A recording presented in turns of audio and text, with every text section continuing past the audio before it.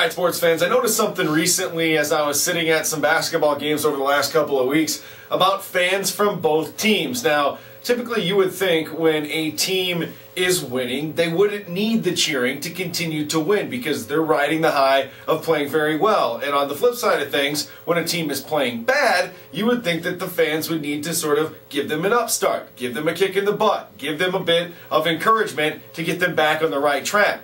But if you watch games, as I'm sure many of you do, and I watch hundreds on TV and attend dozens every year, I never really noticed it until I sat and watched both fan bases throughout the game, and to see sort of the emotional levels go from one spot to another. I'm more involved typically with what's happening on the court, covering a game at least in the last 5 to 6 years than I am from a fan's perspective. But the last few weeks I've been attending some games as a fan, and I noticed this at the SDSU championship game in the Summit League where they lost to NDSU. I noticed this at the NCAA Division II Central Regional with Augustana losing just the other night to Northwest Missouri State. And I think that it's common sense to think about it as well, that the fan bases actually cheer for the team when they're doing well and sit down with the team when they're doing bad.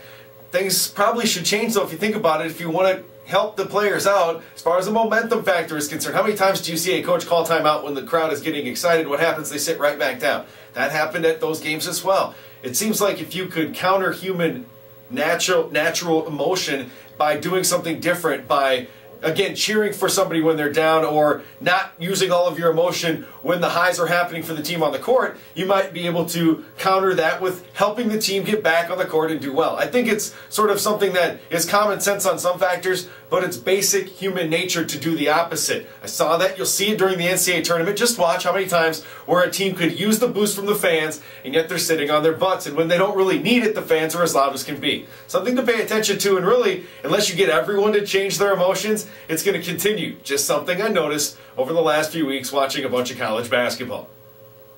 Ah!